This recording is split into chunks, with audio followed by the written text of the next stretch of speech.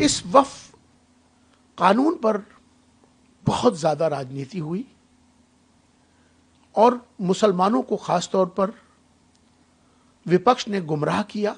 ये बताया गया कि मोदी सरकार इस वक्फ कानून को ख़त्म करने जा रही है।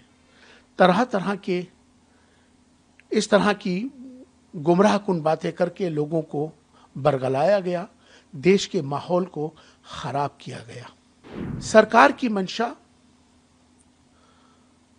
वक्फ जायदादों को बचाने के लिए जो नाजायज कब्जे हो चुके थे उनके हक में कि उनको किसी तरह से भी छुड़ाया जाए, वक्फ जायदादों की हिफाजत की जाए। उसके बावजूद सरकार ने जेपीसी की कमेटी तश्कील हुई। आपको हक है जेपीसी में अपनी बात को रखने का, सबने रखा भी। बहुत ही माननीय सर्वोच्च न्यायालय का जो फैसला आया है स्वागत योग्य है।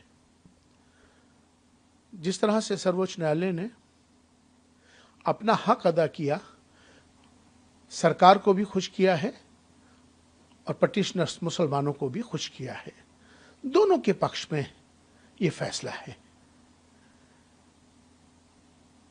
वक्फ अमेंडमेंट एक्ट जो 2025 जब संसद में आया था, तब इस पर एक बहुत बड़ी राजनीति होनी शुरू हो गई थी, जबकि वक्फ संशोधन एक रेगुलर प्रक्रिया है,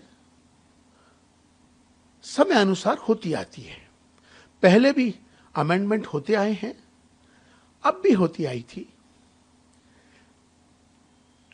लेकिन इस वक्फ कानून पर बहुत ज्यादा राजनीति हुई और मुसलमानों को खास तौर पर विपक्ष ने गुमराह किया। ये बताया गया कि मोदी सरकार इस वक्फ कानून को खत्म करने जा रही है।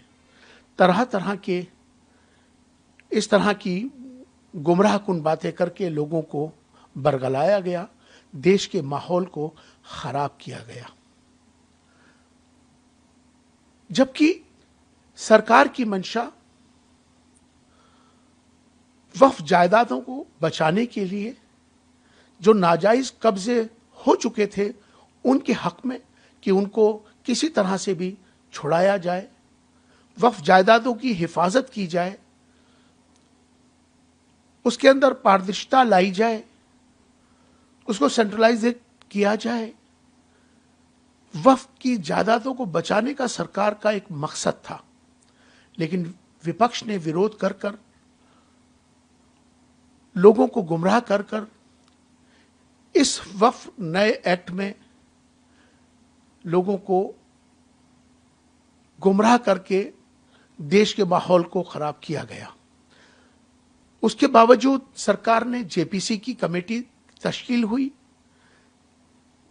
आपको हक है जेपीसी में अपनी बात को रखने का, सबने रखा भी, लेकिन उसके बावजूद भी चूंकि मोदी जी अब तक जो भी बिल लाए हैं उनका विरोध विपक्ष ने किया, उनका समर्थन किसी भी बिल पर उन्होंने नहीं किया, तो मुझे लगता है कि अब जो है इस पर शायद इस पर जो लोग विपक्ष जो राजनीति कर रहा था वक्फ के मामले पर, उस पर शायद अब पूर्ण विराम लगा है।